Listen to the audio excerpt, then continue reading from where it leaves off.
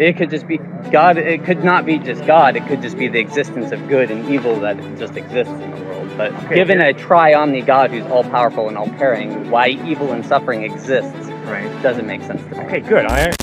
Conversar com pessoas que pensam diferente em um ambiente de respeito produz sempre algo enriquecedor.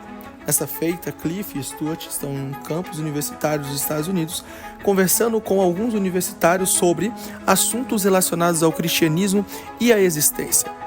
O resultado não é outro. Respostas interessantes, aprendizados importantíssimos e um ambiente de crescimento. Acompanhe o vídeo, compartilhe para o seu amigo, curta e se inscreva no canal para acompanhar mais vídeos como este. My main question is I can believe in God because I know I can't see him factually, but I have a belief in him. Yes. But I don't know if I can believe in Jesus because he was on earth. Yes. And not everybody was there to prove whether he was sinless or not. Like, he wasn't surrounded by people 24/7 saying... Good point. Why can't there be multiple gods that we can believe in? And why can't there be multiple ways into heaven? Good. There can be. But you see, what you've got to answer, ma'am, is why would you believe in heaven? Have you ever been there? Neither have I. So in light of the fact you've never seen heaven, why would you as a thinking human being believe there's a heaven? I mean, Why? through the Christian faith, is there not the communication that if you do live by the faith, you are forgiven, you go to heaven? Yes, but ma'am, my being convinced that I'm going to heaven is based on one thing: the trustworthiness of Jesus Christ. Because I've never been to heaven. I don't know if there's a heaven or not from my experience, and I can promise you Austin is not heaven. Okay? It's a very nice place, but it's not heaven. Right. Okay? So you see, ma'am, when it comes to heaven, you're going to have to trust somebody the same way I'm going to have to trust somebody. And the question is, why do you trust whoever it is you trust? So because Muhammad contradicts Jesus, and because Jesus contradicts the avatars of Hinduism, and because the avatars of Hinduism contradict Siddhartha Gautama Buddha, and because they all contradict Baha'i faith, you've got to be on the intellectual level of a cockroach if you say they're all saying the same thing. They're not, man. They're contradicting each other. So either they're all wrong, or one of them's right. And now you got to study the Gospels for yourself, Matthew, Mark, Luke, and John, and you got to ask yourself, does the evidence point to Jesus being the truth? And if it does, trust him. But if the evidence is that Christ is a liar, you'd be a fool to trust him. Do not trust Jesus if the evidence is he's a fraud, he's a hypocrite, he's a liar. Don't trust him. But if the evidence is he's totally reliable, the evidence is he really did die and rise from the dead, then you can trust him, and he's the one who promises heaven to everybody who puts their faith in him. A lot of my friends are atheist and agnostic, okay? And here's something that my atheist agnostic friends have to acknowledge if they're being intellectually consistent. Because they believe there's no heaven, no day of judgment, that has big implications for now, today. And the implication is what you and I do with our lives is ultimately meaningless. Why? Where are Hitler and Mother Teresa if there is no heaven and no hell? Where are Hitler and Mother Teresa? The same place. The fertilizer pit. They're decomposing. Which means, ultimately, it does not matter whether you are Adolf Hitler II or whether you're Mother Teresa II, because we're all going to the same place, the fertilizer pit. You see, Jesus says, no, there is eternity out there, and there's a heaven and a hell, and there's a day of judgment, which means the decisions that you make today are really significant. They really matter. And you are really valuable, because God wants you to live for eternity with him in heaven. And becoming fertilizer is not God's plan for you and desire for you. Does that make any sense? Yeah, of course. Thank you so much for raising that. Yes, sir. There's been a couple issues of things that you've been saying that I have questions with, but I'm just going to do a quick short one. One of my main questions that I always have is just that given what you touted earlier, a tri-omni God, omnibenevolent, omnipotent, omniscient, just all-powerful, all-knowing, all-caring, How do you explain the existence of evil and suffering? You bet. Very slowly, having to acknowledge I can't give you a complete answer. I do not know ultimately why God allowed evil, suffering, and death. But here's my first point. If you're an atheist or if you're an agnostic, what is your solution to the problem of evil and death? My solution to the evil problem? The solution. What is your solution to the problem of evil and death? If you're an atheist, if you're an agnostic. I mean, the solution for everybody is just to be as good as possible. I mean, everybody should aim for being good. According to their own definition of good, right? Becoming, own definition good, whether it's objective good from God or objective good from another source. Well, remember, the atheist or agnostic says either there is no God or I don't know whether there's a God. Yeah. So good is not defined by God if you're an atheist. Yeah. If you're an atheist, good is defined by your culture or by the power elite or by yourself or by majority opinion. It could be just defined as good, good just exists. Whether God or not. How can good just exist? Good could possibly, because I don't know if there's a God or not. Mm-hmm. But I mean, if there is such a thing as a God that is out of time, like that is eternal, why can't other concepts like good just be out of time and eternal, just a thing that exists like God? Okay. Sir, good is an intangible value. You cannot see good. You can't see God either. Exactly. You cannot measure good, right? You can't measure God. It could exist eternally, just like it could just be God.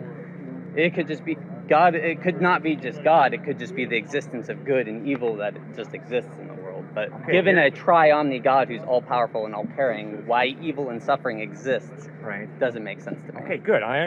You hang with me and we'll go. If he's as powerful and caring as he says. In order to understand goodness, there has to be a mind. This tree has no understanding of good. This cement has no understanding of good. See, good can't just exist. Because goodness requires definition. And it's an intangible value that you can't measure. You can't grab goodness. Which means you got to have a mind involved in defining what is good. If we're going by that definition, then what is defining God? Okay, What we'll created get to that. God? We'll get to that. All the arguments you could give for God could also go for good, just as a general concept. It could just exist eternally out of time, unmeasurable. No, sir. That's not fair. If God exists, God doesn't depend on anybody. If goodness as an intangible value exists, it depends on a mind to define it. God would also be an intangible. Obviously, that's right. It could, like, coming from a different viewpoint, outside of trying to see where, the reasoning for things, you could say that it could be what we define as God, societally, could just be the existence of just that good, in the same context of eternal and timeless and all that. Like, if there is no God, goodness is not eternal, because goodness demands a mind to define it. Then which means, in giving that same argument, then what mind defines God? There would be something above him if something has to make him or define him. No, God can be an eternal being without beginning, without end. I don't think you see my point, because goodness could be the same thing. You're not listening, sir. You're giving goodness a different definition. No, sir, you're not listening to me, and I don't appreciate it. I've told you flat out, and I think you're smart enough to get this point. Goodness demands some mind to define it. The tree, the cement, has no ability to understand goodness. You've got to have a mind. Do you see that, or do you disagree with me? I think we're coming to different definitions of good, because then, there's still, outside of that though, given your definition of good, still, why does evil or suffering exist? Forget my definition of good. Your definition of good. I'm just saying, given yours, why does evil and suffering exist? All right, fine. You're evading that part of the question. We'll move on to that, okay? But sir, I got a real problem with your thinking, all right? I don't think you're being honest with yourself. That's not fair. You know very well that I've cornered you totally, intellectually. You know very well that you cannot have goodness without some type of mind to create and define it. It's impossible. This does not define goodness. That does not define goodness. And that camera does not define goodness. And your glasses do not define goodness. Neither does your shirt, your pants, or your sneakers. You've got to have a mind to define goodness. Sorry, you have no option intellectually. This has nothing to do with God. It has nothing to do with Jesus. It has to do with simply thinking fairly. All right, moving on to next. Okay, but your point is, okay, but if this good God exists, why is there evil and suffering? It's real simple, sir. If an all-powerful God chooses to partially limit his power by giving you a free will, by giving me a free will, then if I go up to her, slap her in the face, and say, God made me do it, what am I? A liar, a total liar. God gave me a hand for a purpose, to respect this woman, to love this woman. But because I have a free will, I don't have to respect her, I don't have to love her, I can steal her backpack, I can smack her around, I can abuse her. And if anybody says, God made me do it, they are a liar, flat out. So, why does evil exist? Evil exists because God limited his power, he's all powerful, but he limited his power by choosing to give her a free will, me a free will, all of us a free will. Does that make any sense? It kind of answers it for humanity, but suffering also exists just in the animals. Good. Like, why does a zebra deserve to get its throat crushed to death by a lion? Like, Good. How is that caring or just? Like, coming from a Christian standpoint, we have sinned as humans, coming from the Christian standpoint, so we are, we have free will and we can make mistakes and all that. Yep. But why have animals just, not have their perfect little ecosystem where nothing has to suffer and only humans suffer? Very good. Now we're thinking, all right? So, Genesis chapters 1 and 2. God creates a good world. God created this and God saw that it was good. God created that and God saw that it was good. God created this and God sees that it's good. So when God created, he did a good job. No evil. But Genesis chapter 3 records how human beings rebel against God. And one of the consequences of human beings telling God, get lost, get out of here, is God honors our free will, takes a step back from planet Earth, and nature unravels. And so you're absolutely correct, sir. Animals suffer. I have suffered. We all will suffer. Not because God is sicking us, but because God created a world with free will, people with free will. We chose him to tell him to get out. When he gets out, chaos fills the gap. Genetic breakdown, death occur. Because humans decided to reject God, God punished the animals. One of the consequences. It seems uncaring and unjust. No. Given a try on the God. No, it's an issue of consequences. Who put Texas State together?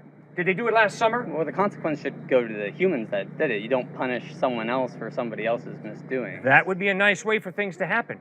But unfortunately, because I have free will, if you're a husband and I smack you around, it might affect how you treat your wife when you go home tonight. It might affect how you treat your kids when you go home tonight. You see, for me to think that, well, I've got free will and it's just me and it's just you, and there are no consequences to the way I exercise my free will, that's a lie. Total lie. Well, how I would interact with animals is one thing, but how animals should interact with each other. Why suffering exists between animals, not from humans to animals, but between animals, suffering exists. Why are they being punished for suffering between themselves? They're not being punished. If they didn't do anything wrong. You're correct. You're absolutely correct. They didn't do anything wrong. The same way, little babies that I have to bury didn't do anything wrong. But they're born into an unfair world where birth defects occur, and so babies die. Not because they've done something wrong. They have not done anything wrong. But they are born into an unfair, unjust, messed up world. Thanks for raising those issues. Yes, ma'am. They're also born with original sin, though. Okay, what does that mean? My good Catholic friend, what does that mean? It means as a consequence of, correct me if I'm wrong, but as a consequence of Adam and Eve eating the apple, all the following children would be born with this original sin that would have been an effect of mankind previously, correct? Okay. Maybe. And at least also the way I was brought up was Yes. that if you were not baptized or had your original sin reversed, you Yep. would not be able to make it to heaven. Yeah, I So totally isn't disagree with that- that. I don't think there's any biblical basis for that. But wouldn't like original sin be a spiritual birth defect? Good. Ooh, now I think we're onto something here. Okay, so what on earth is original sin? Original sin is simply this. I am born with a readiness to sin factor. Doesn't mean that everything I do is evil. My atheist friends do a lot of good. They've got a conscience. But all of us have sinned. Every atheist, every agnostic, every Christian, Jew, Buddhist, Hindu, we all have sinned. Part of the reason we have sinned is because we're born with a readiness to sin factor. Let me give you an example. When I was 4 years old, I was in a sandbox playing, and my friend had the audacity to hurt me. So very naturally, I took up the metal truck, and I said, "Really?" Bam! Never seen that behavior model before, but I very naturally took up the metal truck, slammed it on my playmate's head, and it wasn't pretty. I am a sinner. That's my son over there, walking this way. He used to sit on a baby chair. I would put a glass of grape juice in front of him, and I would say, "Stuart, do not knock this glass of grape juice off this tray." And with a smile from this ear to this ear, he would backhand that glass of grape juice off the tray. He was born a sinner, same way as old man, me, was born a sinner. Now, what does that mean? It means we have a readiness to sin factor. But we cannot blame our sinful nature for what we do, because we still have a free will. So if I slap her, and you say, "Wait a second, Cliff, what'd you just do to her? Why'd you do it?" And I say, "Because of my sinful nature." That's a cop-out, because I still have a will. And you see, here's the challenge. The challenge for me is to overcome my sinful nature with my will and make responsible decisions. And that's why the whole line of thinking at Texas State University, which is, "I was born with this desire, therefore it's good," is a crock. Well, can I ask you then, do you believe that babies are born with an understanding of good versus evil, or do you believe that it was taught by human nature? Good, very good question. I'll answer this, and then Stuart, you answer it. I am convinced that my little granddaughter, who is 6 months old, his daughter, has no understanding of what good and evil are. But I am convinced that when she comes of age, and I think for different people that's different, she will develop her own understanding of good and evil. Will that understanding be heavily influenced by her environment? Yes, ma'am.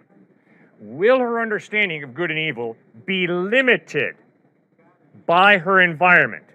No. Once again, smack. Sorry you're getting hit so many times today. You ask me, "Cliff, why'd you do it?"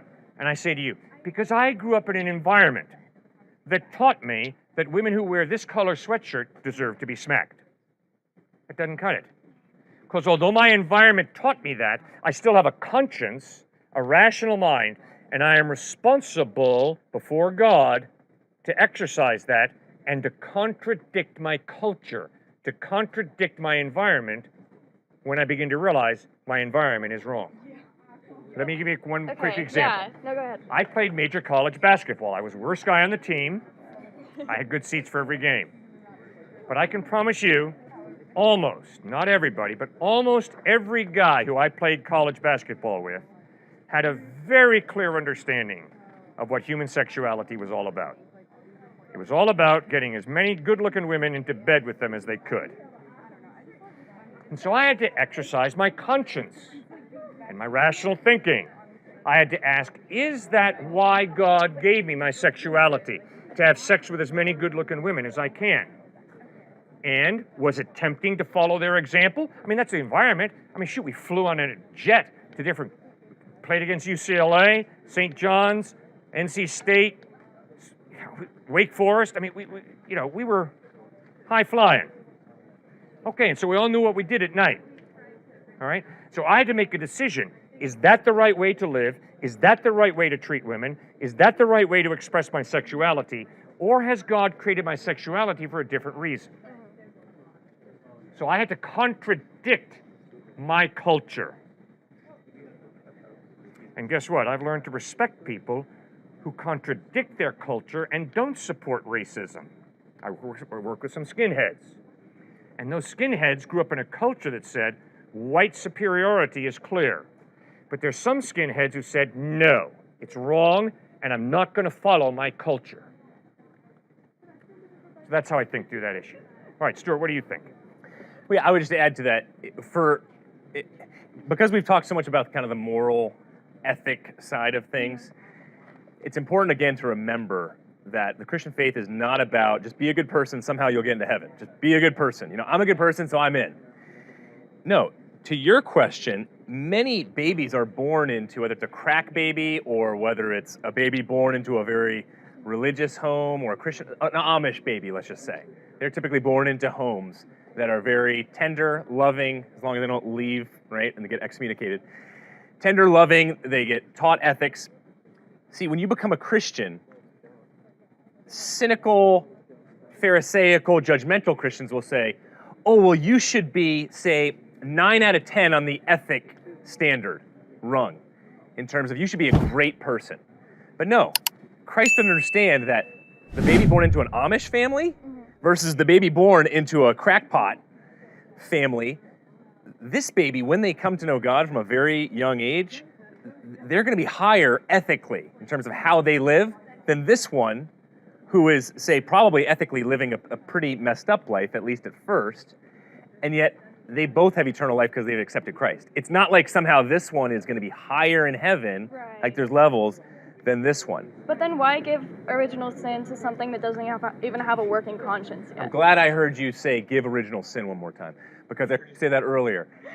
Right. Because God doesn't give original sin. See, I debated an atheist on YouTube not too long ago. He's a comedian. And that's what he kept pushing me on. Out of the book of Isaiah, briefly talks about how God creates evil. But if you look at the interpretation, what it means is God judges different people groups when they have done tremendous evil.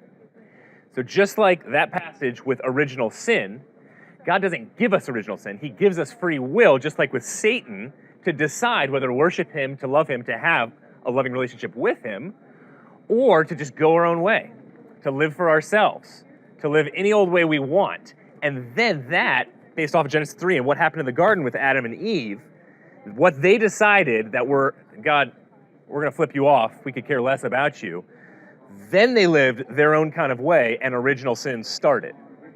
But to your point, absolutely, we're born into a messed up world, so we do have a readiness to sin factor, I believe you said that, from the earliest of ages.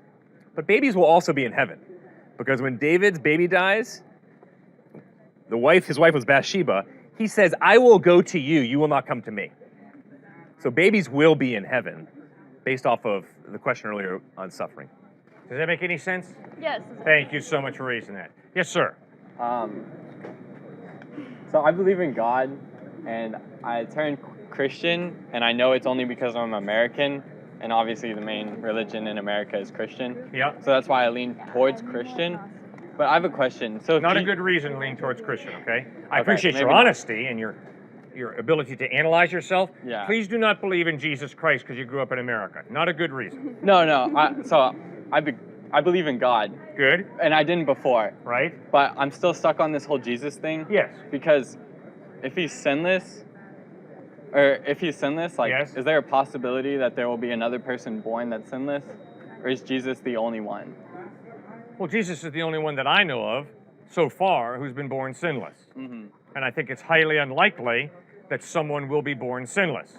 I guess my main question is I can believe in God because Yep. I know I can't see him factually, but I have a belief in him. Yes? But I don't know if I can believe in Jesus because he was on earth, Yes. and not everybody was there to prove whether he was sinless or not. Like, he wasn't surrounded by Good people point. 24/7 saying... Good point. Very good point. So Yeah. maybe Jesus did sin at some point. Mhm. But I have to follow the evidence. And the evidence is the Apostle John lived closely with Christ for 3 years. And in 1 John, John writes, in him is no sin. So you're right. John didn't live with Jesus intimately for 33 years, just for 3 years. Yeah. But I can promise you, if a dude lives with Jesus for 3 years and can honestly say, I've never seen the guy sin, that's pretty impressive. Then in John chapter 8, Jesus looked into the faces of his enemies and asked them, which one of you can prove me guilty of sin? And his enemies were silent. Whoa! I can promise you my enemies can point out many times that I have sinned. Stuart?